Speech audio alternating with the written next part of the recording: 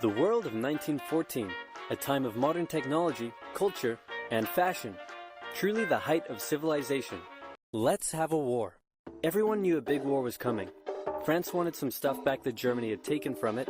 Germany wanted to take more of everyone's stuff, and they were building a big sexy navy that was making the British uncomfortable. These two empires thought they were really cool, but lots of different people who lived there didn't think it was so cool. And some of them had even been declaring independence with help from Russia. Everyone was talking about each other behind each other's backs, throwing the fact that military technology had come a long way since the last major war, and suddenly everyone was pretty eager to beat each other up. In this area of Austria-Hungary live some Serbs and Bosnians who hated living in Austria-Hungary. So the Austro-Hungarian Archduke Franz Ferdinand goes there for a nice drive in an open-top car with his car's route published in advance. And that went just about as well as you'd expect. Some assassins were waiting for him along the way and threw bombs at his car, but they missed and blew up some officers behind him instead. So the Archduke goes into hiding, leaves Sarajevo, and the whole war never happens. Except no, the Archduke doesn't leave, but instead goes back out in the open-top car to visit the injured officers in hospital. The driver takes a wrong turn and by sheer coincidence gets stuck beside one of the failed assassins, who shoots him. Austria-Hungary is understandably pissed about all this, and they think the Serbian government had something to do with it, which they might have. So they go to their ally Germany and say, "Hey Germany, we're going to declare war on Serbia," and Germany is all for that. So Austria-Hungary send a big list of impossible demands to Serbia, and when Serbia refuses, they declare war. Austria-Hungary and Germany are friends, and Serbia is protected by Russia, who's friends with France, so they all declare war on each other. Montenegro joins in too. France and Britain also have a kind of alliance, so when France says, "Hey Britain, you got my back?" Britain is like, maybe. And then they decide to stay out of it, which is great for Germany because Germany has a plan. They know that Russia is so big and clumsy that it will take them a while to get ready for war. So with this guy in charge, Germany will send all its troops into France at lightning speed while Russia's getting ready, defeat France, then move all the troops to Russia and defeat Russia, and then we all speak German and eat Pfefferpottast every day. Just one problem. France has loads of forts and defenses along its German border, and Germany can't waste any time fighting them, so Germany decides to go around them, through Belgium. Belgium is neutral, but Germany wants to march 750,000 troops through it to get around France's defenses.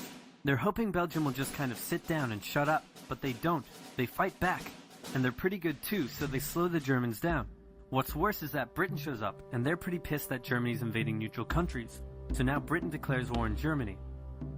So Germany push on through Belgium and commit some atrocities along the way. They also wear spikes and sometimes skulls on their uniform. So if you're trying to not look like the bad guys, good job. The Allies have a propaganda extravaganza, and this starts having an influence around the world, notably in America. The US President Woodrow Wilson sees himself as a bit of a Jesus figure, and spends most of the war trying to get everyone to just hug it out. But there's also a large population of ethnic Germans living in the United States, and when the war first broke out, they were like, "Yay, Germany!" But now that they're committing atrocities in Belgium, they're less enthusiastic. Let's play Spot the French Soldier. Did you see him? Easy, right? He's wearing a bright blue uniform with red trousers. And do you know who else spotted him easily too? The Germans. So when the French were slowly marching in columns through the countryside, the Germans easily tore them to shreds with their giant guns. All the nations involved in this war went in with an old-school war mentality, and all of them had to update their uniforms and tactics a lot during the Great War. Because this war was going to be like nothing anyone had ever seen before. Russia's ready for war, and way earlier than expected. Hey Austria-Hungary, can you get on top of that? Oh yeah, sure, we've got this. Nope. So Germany has to send some troops back to the east to defend against the Russians. The chief of staff of the Austro-Hungarian army is this guy, and although he is handsome, he turns out not to be the best military strategist. Austria-Hungary constantly ignores Germany's advice, and then comes running back to Germany whenever they get in trouble. Austria-Hungary even gets its ass kicked by tiny Serbia, who repels all their invasion attempts at the start of the war. It's better news for Germany in the north though, where they almost completely wipe out the Russian Second Army. Back on the Western Front, the Germans continue advancing and are in sight of Paris. At this point, anyone would be forgiven for thinking the Germans were going to get that quick victory after all, but then things start to go wrong. The French commander-in-chief knew something had to be done, and he ordered his armies to stop retreating. In the resulting battle, a gap opened up in the German lines. If a gap opens up, the enemy can use it to flank you from the side and behind, so the German armies have to retreat. The Allies launch a counterattack, so the Germans dig into defensive positions. The Allies do the same. Then both sides move north, trying to outflank each other along the way. When they reach the sea, they're in a stalemate with trench systems running the whole way from the coast to Switzerland, the beginning of trench warfare on the Western Front. Here's how trench warfare works. Two opposing lines of trenches with no man's land in between. One side would pummel the other with hundreds of thousands of artillery shells, sometimes for days at a time. This had a huge psychological effect on the soldiers, leaving many shell-shocked. Then, the attacking troops would leave their trenches and rush across no man's land, a muddy wet mass of shell craters and barbed wire. The defending trench would unleash machine gun fire on the attackers, inflicting thousands of casualties. The attackers would send wave after wave until either they gave up or the opposing trench was finally overrun. There would be months of fighting and the deaths of thousands in order to gain a few meters or kilometers of land. Living in the trenches was hard work too. Corpses, mud that could swallow you whole, pools of poisonous water, rats, disease, the smell. It's insane that millions of soldiers put up with these conditions, and commanders ordered them to do so for years.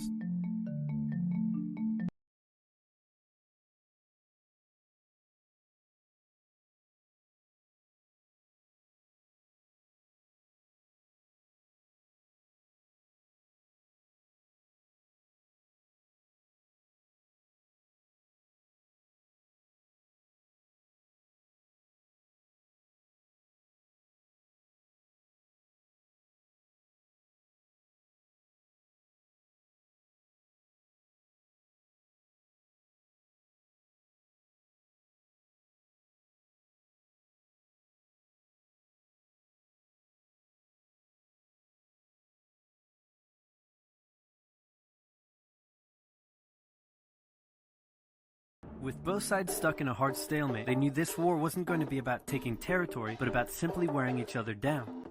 The Allies had plenty of men to expend from its overseas dominions, and the British also started a naval blockade, so Germany couldn't import stuff, like food.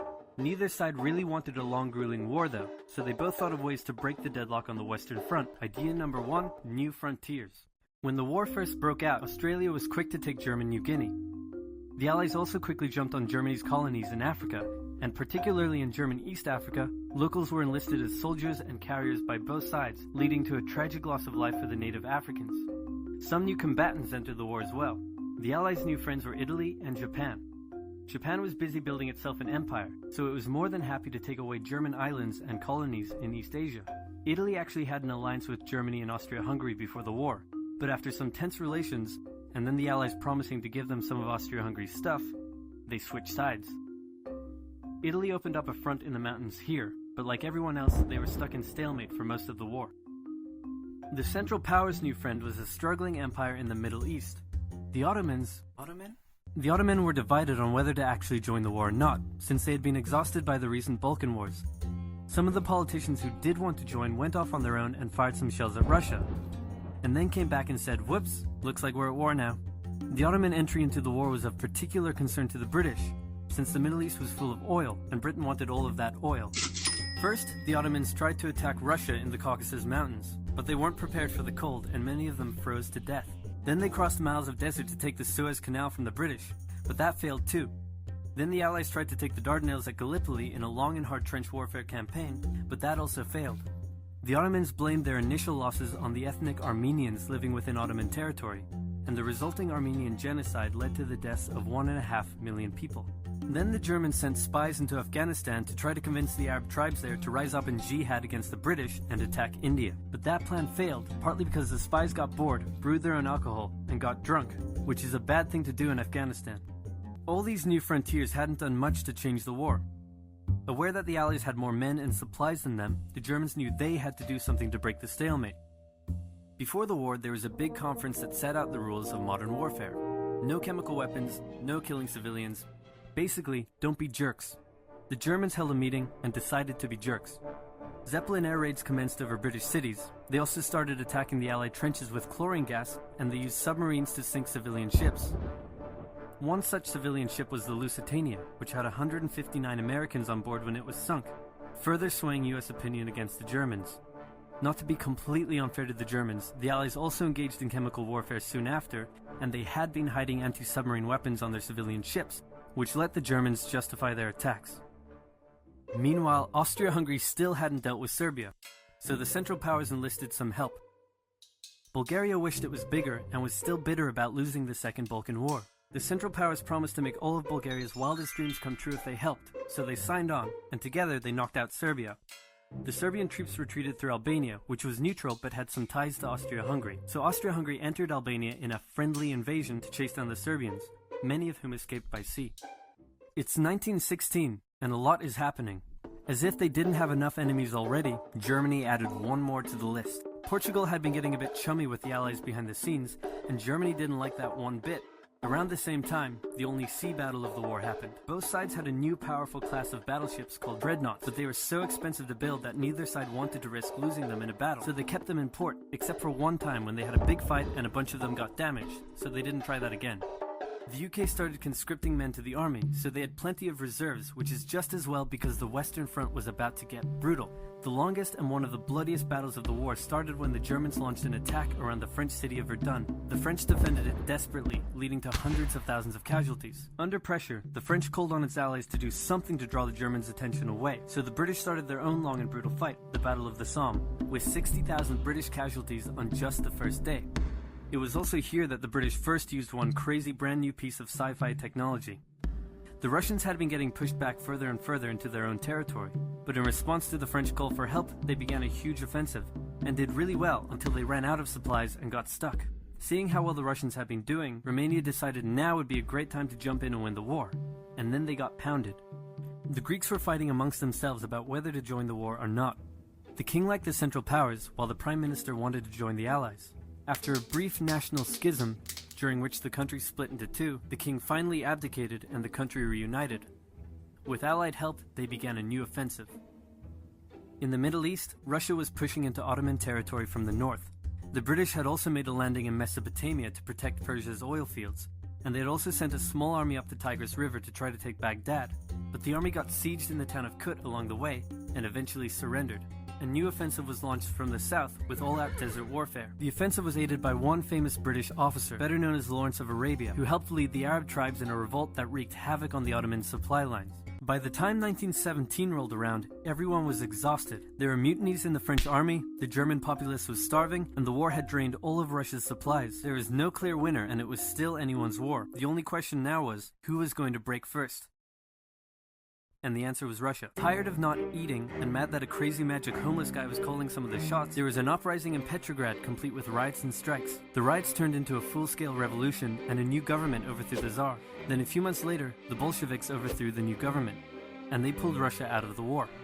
This was great news for Germany, who now only had to focus on the Western Front. But there was still one problem. The pesky United States of America was looking increasingly like it was going to join the war. America had been selling supplies to the Allies throughout the war and was getting super rich off the back of it, meaning it was in fantastic shape and was dangerous to the Germans. So Germany sent a telegram to Mexico saying, "Wouldn't it be crazy cool if you guys attacked America?" But the British intercepted the message, showed it to the Americans, and that was the final straw. American troops began shipping out to Europe.